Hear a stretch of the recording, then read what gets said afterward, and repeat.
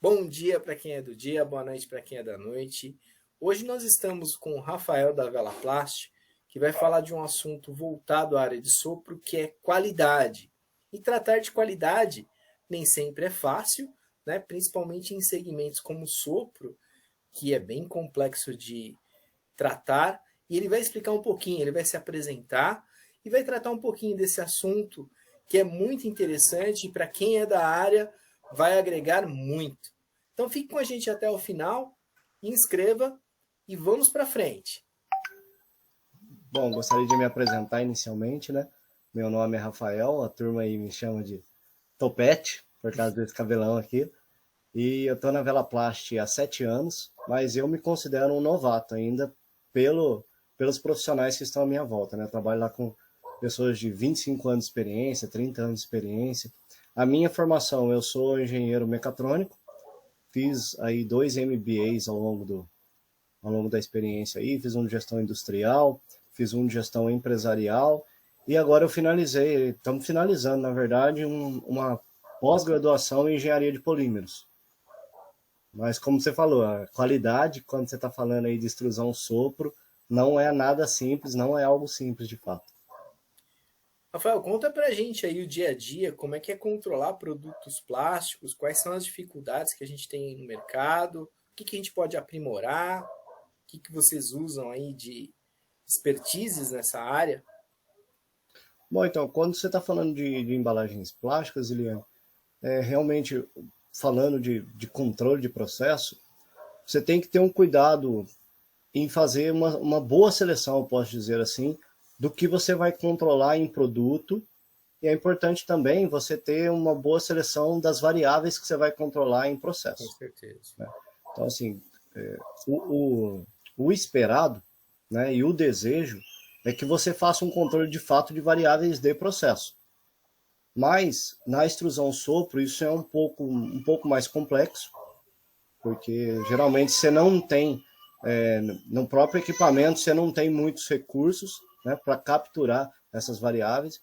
Então, a gente acaba fazendo um controle bastante voltado para o produto. E aí a complexidade acaba sendo um pouco grande, porque quando você está falando de materiais plásticos, né, quando você está falando de polímero, e a gente particularmente trabalha com polietileno de alta densidade, você vai ter o problema da temperatura. Então, o primeiro ponto que você tem que ter o cuidado é com relação à contração do material. Então, você tem que fazer um tempo de espera adequado para esse produto que você vai controlar estar na temperatura adequada. E depois também tem toda a questão de treinamento dos seus inspetores, porque quando você está tratando de um item que é bem flexível, dependendo da força que ele coloca na inspeção, ele pode acabar com o seu processo de medição. Difícil, né? Conciliar produção com qualidade, mas temos que tomar as duas coisas, né? A gente tem que ter a produção e não podemos deixar de lado a qualidade. Então isso é bem complexo, né, na questão produtiva, ainda mais falando em sopro, que é um processo que dimensionalmente ele não é tão bacana assim quanto outros, né? E quais são os desafios do dia a dia aí, Rafael? Então, você tocou num ponto que para a gente é um ponto crítico, que é a questão da estabilidade dimensional. Realmente, quando você está falando aí de um processo de injeção, você tem um processo muito mais estável, muito mais capaz. E quando você está falando de sopro, como o seu artigo, né, de certa forma, ele vai ser feito através da pressão de ar, é esperado uma variação muito maior. E geralmente também o artigo de sopro, ele trabalha bastante essa questão que eu falei da contração. Então a gente, na Velaplast, a gente tem uma preocupação muito grande mesmo, com a funcionalidade da nossa embalagem. Então a gente, assim, inicialmente a gente fazia um controle bem robusto da terminação, ou do bocal da embalagem, né? Só que o que a gente está vendo com o passar dos anos é que, assim, a criticidade da nossa embalagem, ela cada vez fica maior. Porque na outra ponta a gente tem um cliente que ele cada vez mais está desenvolvendo um processo mais automatizado. E quanto mais automatizado é o seu processo, mais restritas são as suas tolerâncias. Então, volta e meia, a gente está tendo que fazer o quê? A gente está tendo que fazer contato com o cliente para entender quais são os rumos, quais são as inovações que ele está planejando, para a gente também replanejar o nosso controle de qualidade. Porque, assim, só para dar um exemplo, né? Se você tem, por exemplo, um cliente que está fazendo um invase manual, os requisitos dimensionais dele serão simples. Agora, se você tem um cliente que está fazendo um invase 100% automático, aí qualquer pequena variação que você possa ter aí, até mesmo nas dimensões brutas da embalagem, né? Falo de largura, comprimento, altura, começam a impactar muito mais esse cliente do que no primeiro caso. Então, esses são os desafios que a gente tem. A gente está num processo dinâmico. Então, aquilo que a gente controlava, né, que atendia o cliente ontem, hoje pode já não ser verdade. Interessante, né? Quanto evolui os clientes e quanto nós temos que evoluir para poder acompanhá-los e satisfazer a necessidade deles, né? E é uma busca constante. Né? Então, não dá para ficar parado, né? E eu fiquei sabendo que você foi para a Feira do Plástico também, lá Ah, sim. na Feira K, né? Sim, Tem sim. alguma novidade para nós aí ou algum spoiler de lá? Não, então, na Feira K, um dos fatores, que, né, uma das variáveis que a gente estava buscando inovação lá é exatamente a variável de controle de processo e também a de controle de produto, né? E assim, algumas coisas que a gente viu lá, e como eu estava falando, né, um pouco do processo de injeção, vou até fazer um paralelo aqui, teve muita tecnologia lá que a gente enxergou no que diz respeito a controle de vazão de água, pressão, temperatura, que são tecnologias que a gente vê assim em larga escala sendo utilizadas para injeção.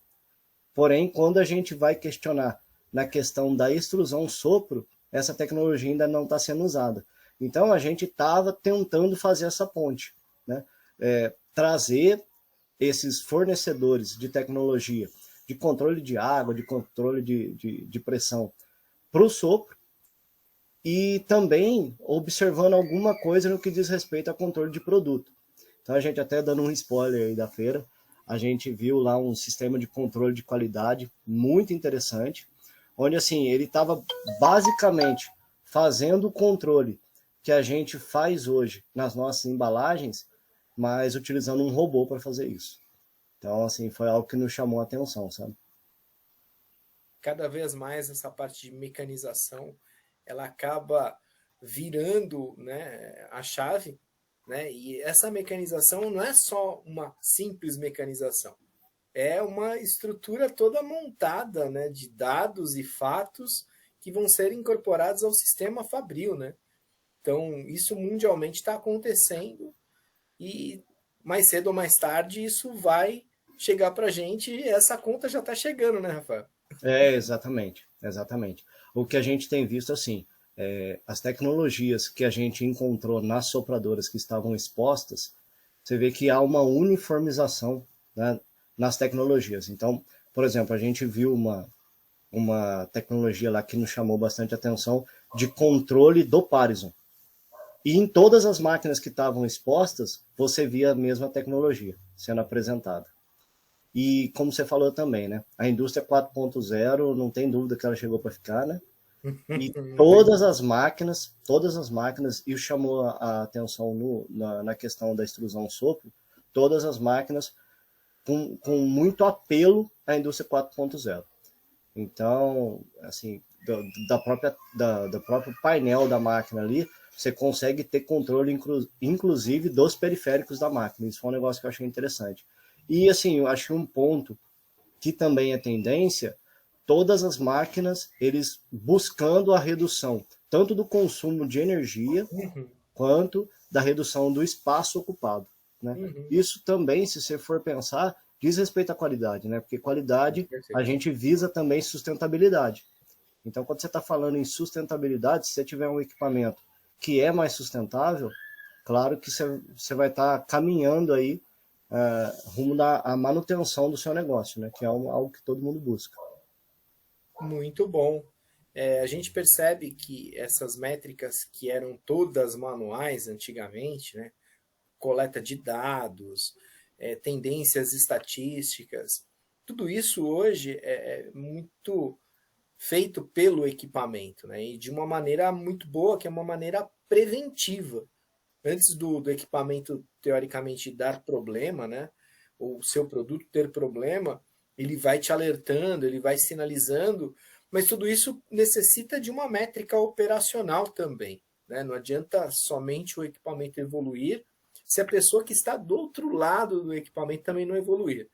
E isso é uma busca constante para a gente que é principalmente da área da educação, e a gente percebe muito na fábrica que muitas vezes existe esse recurso, mas esse recurso ainda não está sendo na sua totalidade utilizado.